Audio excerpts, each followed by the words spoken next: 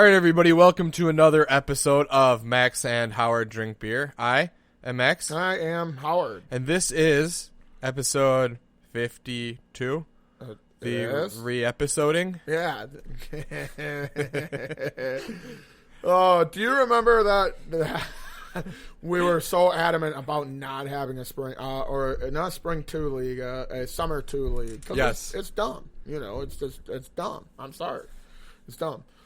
But, you know, he was so adamant about doing one. I'm just like, really? We're really going to do this? Okay, we're going to do it my way. Summer League 2, the re-trappening, or whatever I said. Yeah, the re-trappening. Yeah, that's what I said. It was the re-trappening, Yeah. Yep, I remember the re-trappening, and everybody who did sign up for it all. Yeah, Three they were people. re-trapping. They were re-trapping. So, look at that. That's a good segue to start. Look at that. There we go. Podcast. So, Howard, we're going to roll back a little bit because we have a new beer in front of us today. We do. Would like to thank Angie Regalia. Did I say that right? Probably not. Okay. Alex's old lady. Is that better? Is it Yeah. close? She probably doesn't like that either, though. Well, I think Alex is the old lady. So, yeah, you see what we did there? Yeah, that's pretty good. Throw a little shade at the little brother-in-law. It's nicer. Well, this beer was for me. I'm sharing it with you because you're going down with me. That's mighty white of you. Yeah, I thought so. Yeah. And so, appreciate her for thinking of a guy like me. Handsome, charming, legless. One of those things is true. We'll let you guess which one. Charming. Yeah, right. footless. How'd you know? Yeah. Who told you? Yeah. See? So what are we drinking, Howard? We have the Dragon's Milk, and it's a Solera. I've actually been reading into a little bit of this. It's aged in fodder barrels. Now, fodder barrels are 3 times larger than oak barrels. Oh, I thought you were going to say mother barrels. This is like a French style of making beer. Okay. You know, so I told you earlier, you know, it reminds me of barley wine when I tasted it. You know, it's a little bit fruity. It's very, very strong. You know, and that's how it was aged in these oak barrels. So yeah, that's what I'm. Are you picking up what I'm throwing down? I mean, if you technically threw down this glass, then I picked it up and I drank it. Yeah, I threw it down and you picked it up and you drank it. Well, okay, then yes, I am picking up what you're throwing down. So, if you waft it, did you waft it first? No. Well, actually, maybe I did. What the hell kind of queen sewer are you? Queen sewer? That's pretty good. You gotta write that one down too. Yeah, it's a little bit fruity. Yep. Yep. But that's a visual one. That is. We're not ready to set that up yet. We're most definitely not ready. Most definitely terrible people too. And it's, by the way, this is a 10% ABV, so it's heavy on the throttle, which I should write that one down, but I didn't. So it's a heavy on the throttle beer. I like it. I think it's very good. It's good and fruity. It's definitely not bad. And you were worried about it too. I'm worried about a lot of things. Max isn't a stout guy, and Dragon's Milk is originally a stout. You know, it's a very strong stout, and this was not a stout. You seem pleasantly surprised. Are you pleasantly surprised? I wouldn't say pleasantly. I'm not very pleasant ever. But well, that's only surprised. What your bosses say. Yeah. Yeah. Well, I don't listen to most people. Well, that's good.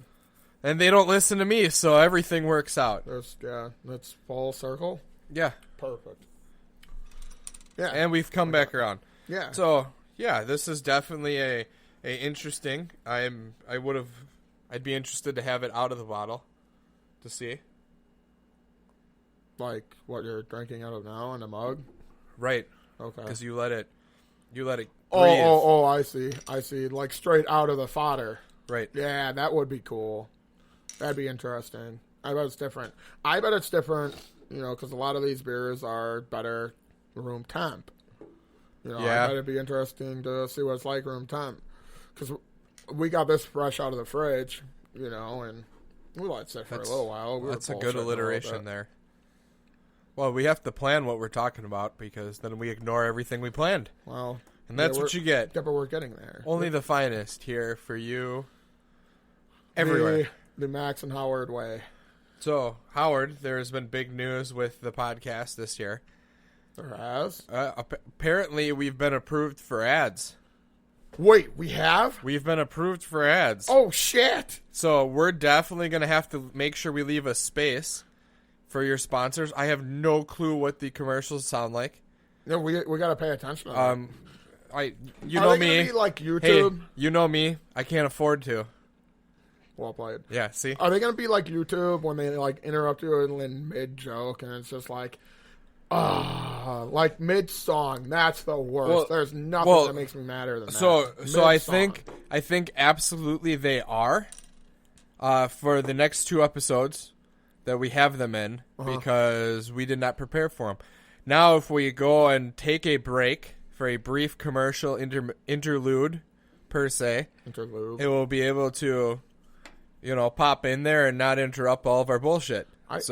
I didn't get that email. I got the email where YouTube said they didn't want us anymore, and I got that email where Spreaker said, we'd rather not really have you either. But, I didn't get the we're approved for ads email. I would think they'd tell you that. But. Well, right. They're just not telling us because if 5 people listen, they make all the money and we don't. So we make no money. That's why we drink beer for you, the working man. That's why you put your ad here. No. I don't think we're ready yet. How about no? No.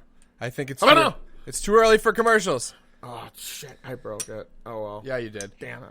So they're going to come through. They're going to fuck everything up. Yeah, but we'll fuck them up. How about that? Well, that's what we do. Yeah. So, Howard, like my grandma always said, fuck them.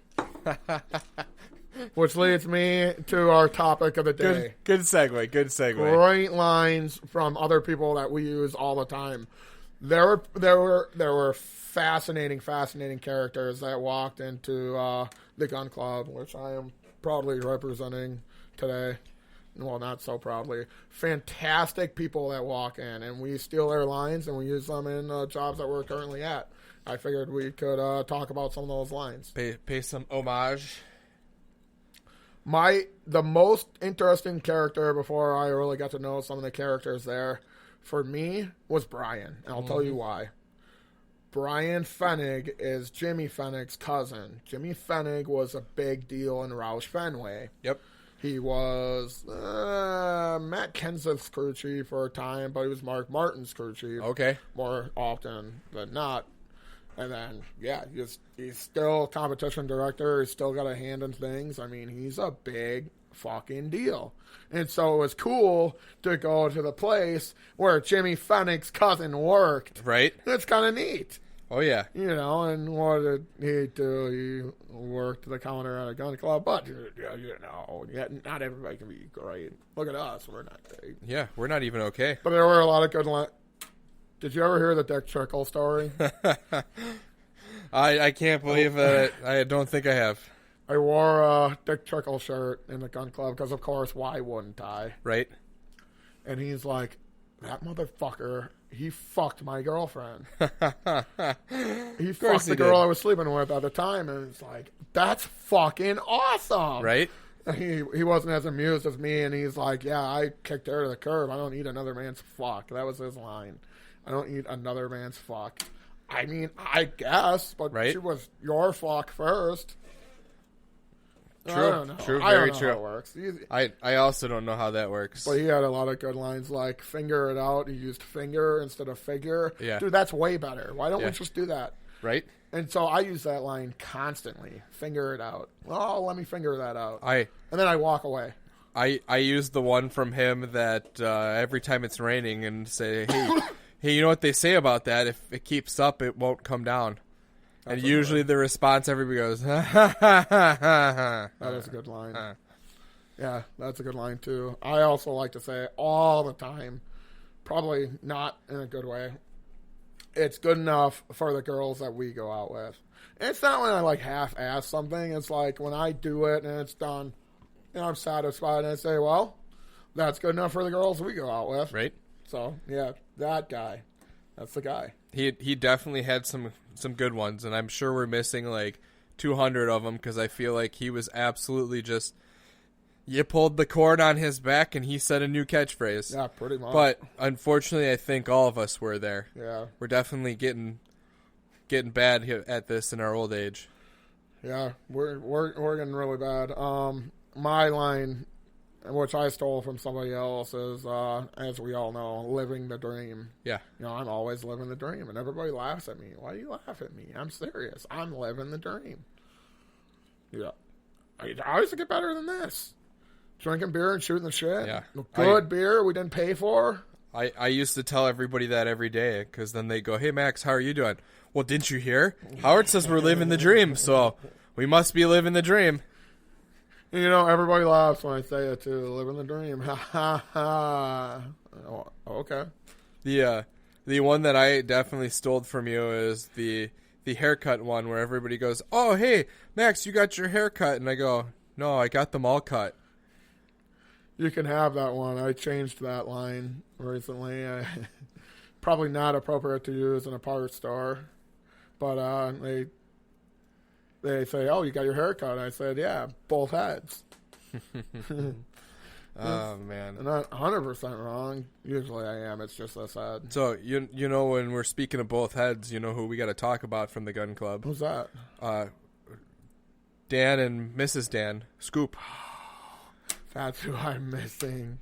So he had a lot of good ones. So he had a lot of good ones, but the one that I always use from Scoop is, "Hey, why don't you shut your mouth when you're talking to me?" You know, and then if you remember, right, I'm the victim here. Oh, my God. You know, after his full roundabout story, and you got to remember that he had all, you know, whatever that lung cough that he always have because he talked too much and didn't have enough beer in his hand to drink, and then he... Oh, man. I'm getting that way, too. Can you tell? No. I'm getting that Scoop voice. Oh, that Scoop voice that you need had it more, at your wedding. You need more beer. Well, maybe that's it. Maybe I'll chug this down quick. So there you go. I had that one. He had such... I forgot about that. He had such a great line. He said, "Howard, stay out of trouble. If you can't stay out of trouble, I hope you don't get caught. If you do get caught, well, I hope I'm there with you." Yeah. It's so brilliant. He had it just like down. That's a lot of words for anybody nowadays. Especially Forrest has a similar one. I don't know it exactly, but he always rambles it off, you know, when he's leaving. You know, drunkenly. You can't understand a word he's saying, and he just spews it out. But, you know, on that note, Howard, we're going to take a brief intermission break midway through to allow room for whatever this commercial is. So I hope you enjoy this commercial. If you don't, please tell us. We'd love to know what the commercials are. Are we really? All right. Okay. And we're back. Okay. Yeah, we're really back. Okay. I made a space. Perfect. Did you hear the space? Did you enjoy that commercial? Hey, welcome back. Hopefully, like, they do that, right? That's what's going to happen? Well, yeah. Yeah. Yeah, that's what they need. Apparently, they're going to take the biggest gap, and they're going to put a commercial in there. That's pretty awesome. So as long as we keep doing that, there it is. Hey, there it was. So hope you enjoyed that. We're back. This is Max and Howard Drink Beer, in case you got lost along the way. We're talking our favorite quotes from our favorite people from a gun club that still does not get free ads. That's true. Does not. So we were talking about Dan and Scoop. So the man, the myth, the legend, the Chug-a-Lug champion. That one. The Chug-a-Lug champion, Dan, who just every aspect of it, he worked at the gun club for a while. Yeah, he was a bartender. He was a bartender, and he helped me out when I needed help, and it was hilarious because every time he'd ask, "Well, hey, you know, Max, how you doing?" Well, I'm doing all right. Well, you knew the job was dangerous when you got into it. That's lovely. And that's true. And you know it. He said it all the time. He just, well, you know, and that was like his go-to, like, well, shit, I don't know what to say. I got you. Here you go. Yeah. Here's my pull cord line. I don't know if you saw, I got a 6-pack of Schlitz that was gifted to me, and what a throwback that was, because that was one of the first beers that I really started to get into, because it's the best way to put it. It's, you know, it's a little bit throatier than High Life, you know, it's still got some bite to it, you know, it's good flavored beer, you know, it's beer flavored beer, but it's good flavor. This is where I wish I had that button. Steve, tastes like beer. Tastes like beer, yeah. We'll get there. And that's what I always think of. I can't believe I couldn't think of any quotes by them, because I always think of, when I see Schlitz and Blatz, I think of those two. Because that was his line, we're going to Blatz off. Oh, man. I was thinking about the one you said Gene ran into you. Yeah. Because you didn't run into him. He ran into you. Yeah. So yeah, because that's crazy. That's going to be a story for one of my favorite things that always happened was he'd come to the counter, and my sister, Gina worked at the counter for a while, and she would see him, and she'd go, "Hi, Gene." He'd go, "Oh, was that a knock about my personal cleanliness?" She'd look at him, and she'd do this, the Gina Galici, just stare at you. She blink one eye, blink the other a little slower to make you feel a little extra awkward. And then she'd respond, "Well, do you need me to comment about the way you smell?" And that's something that was always great because, my dad had a stare. Yes, he does. But my sister, I think, perfected it. Yeah, that's probably true. Of just seeing how awkward, and I mean, the number of times she did it at the gun club to Matt, where he would just walk up and he'd say something to her, and she'd just stare at him blankly, do her blink, and he would just turn around and walk away. It's like, that is fantastic. I actually do it every now and then. Instead of responding, the power of saying nothing is prevalent through my family. It is a family trait. There's so much truth to that. Official does that at the shop all the time, and I'm trying to perfect that as well. How to say it all by not saying anything at all, and he does it well. He does it really well. Well, you guys do it the best. Well, you gotta appreciate the fact that I was taught that you can't learn anything if your mouth is open and you're talking. That's true. So you keep your mouth shut and you let everybody else talk. You're going to learn more by listening than you are talking. And not just about the thing that you're learning, about the people that are talking. Yeah, that was one of the big things that I learned from you and your family is exactly that, how to shut the fuck up. Then I learned how to hear bass. That's kind of cool, too. Yeah, that is a little chaotic. That is definitely something that you will learn from the man, the myth, the legend. Yeah. My dad. We say that about a lot of people, don't we? There are a lot of legends. Legendary figures in life itself. Well, everybody else is just missing out on all of them. Did I tell you the fun thing? What's that? So we're going to jump a little off topic. So my dad has a new place of work. What? That he is working at that is on 76th-ish and Blue Mound. Okay. 1 block away from none other than Gillies. Oh. Which means that he's going to meet up with Scoop at some point. They will run into each other. They won't realize it. You don't think so? You don't think either of them will? Your dad might. I think my dad will know exactly who he is, but not say anything. But at some point, he'll mention something, and it'll be some ism that I picked up from my dad, and it'll definitely make Scoop think.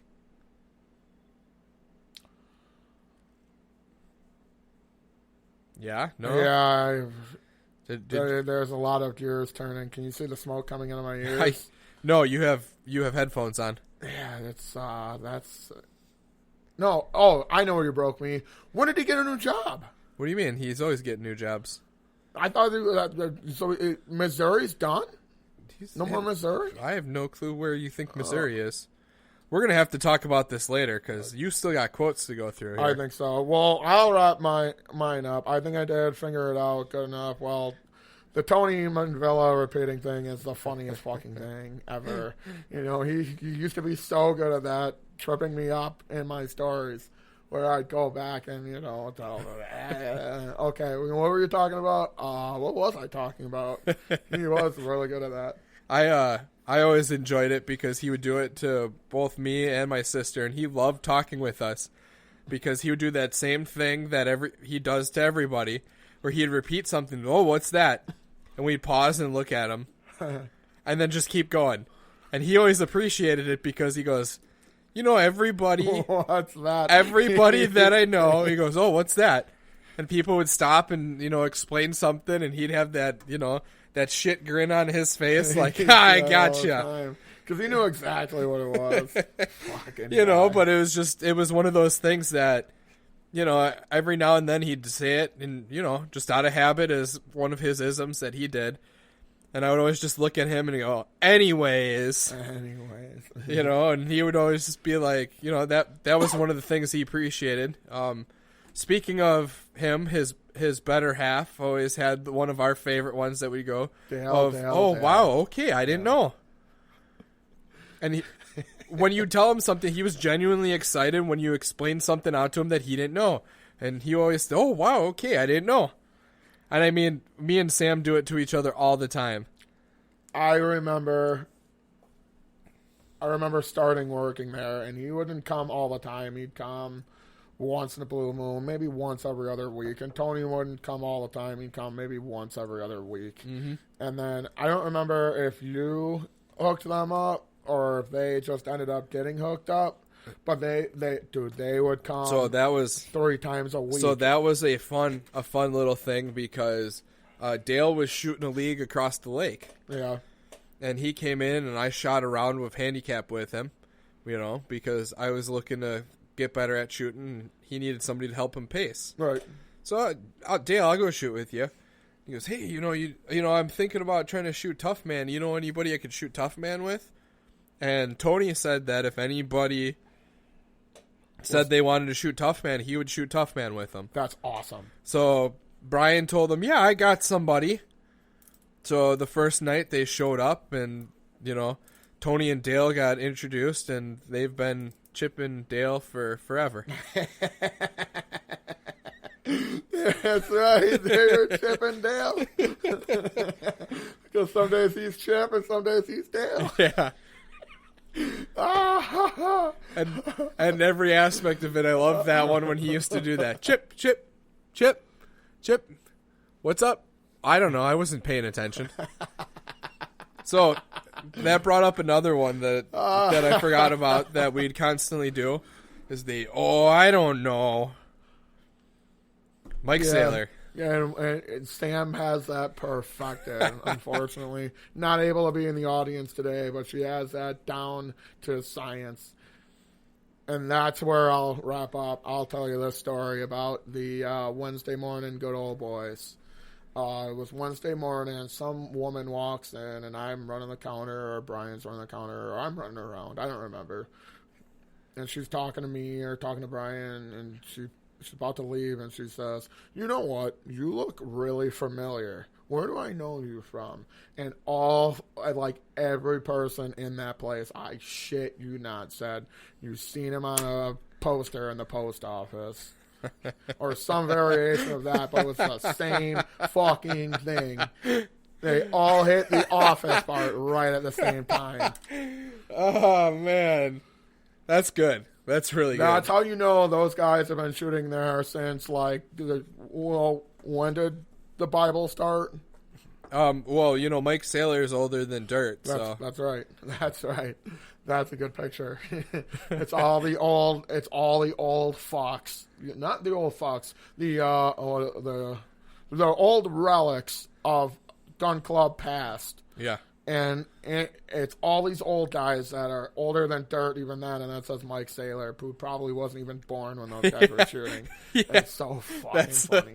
That was the great part. That's because when we found the picture was labeled with four names. And my sister spent a bunch of time trying to search the 5th name out. And I think it might have been Tony Manvilla that came in and wrote Mike Saylor as the 5th one. And we're like, perfect. Let me just watch it. Well, I was talking with, somebody the other day about how much fun we used to have there, where we used to have the greatest insult club that you could have ever. The 49 Straight Club. 49 Straight Club. There were so many guys that were ashamed to just be on that wall.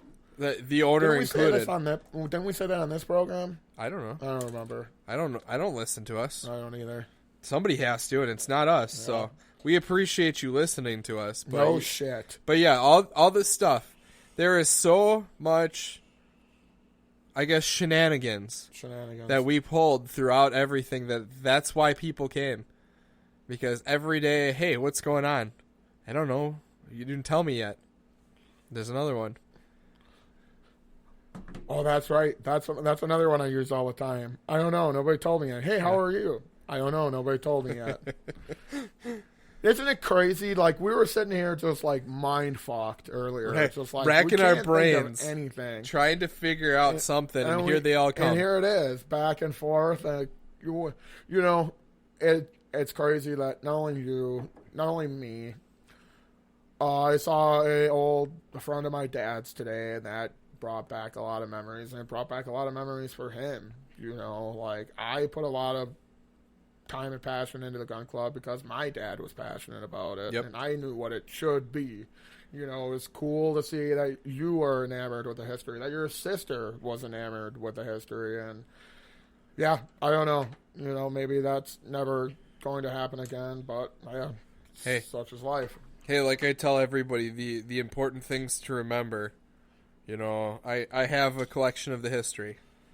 You know, I was gifted all of the newspapers, and when I wanted to frame them and hang them on the walls, I was told that's a stupid idea. Why would we do that? Yeah. Okay. All right. So I have them. They're all ready to go. I'm gonna frame them up. They're gonna hang out at my house. You know, as an homage to jobs of past. Yeah. Yeah, So we had a lot of stupid ideas, didn't we? So speaking of stupid ideas, Howard, put this beer, rank it. Where's it at? Boom. I put it at 4. I really do. It's not my kind of beer typically. You know what I mean? But it's good flavor. It's good fruity, and it's not a beer that you pound every day. But it's tasty. Yeah. No. You know, and it's good. It's woody. I don't like them barrel-aged beers, you know, usually, but I'm getting used to it. Maybe I can start drinking whiskey now. Why would you do that? This isn't a podcast about whiskey. Not yet. Not yet. Max and Howard drink whiskey. That will be the spinoff. The re-whiskening. Wow. We're going to cut you off after you know, start drinking that beer. Full circle or not quite? Full circle. Okay, great. What do you got? I'm going to put this at a 4 too. I enjoy it. I mean, it is technically an ale that does hang out in my realm of beers that I prefer. I definitely was not expecting it. Yeah. You know, so I mean, every aspect of it, that first sip, I was kind of a little cringy, thinking, you know, stout, and I should definitely read the bottle more. Yeah, there's that too. You know, so Howard, final thoughts. Wow. You can hear the smoke coming out of his ears. Takes a big dog to weigh a ton. All right, and on that note, we want to thank everybody for taking the time to listen to us here at Max and Howard Drink Beer. I am Max. And I am Howard. Cheers.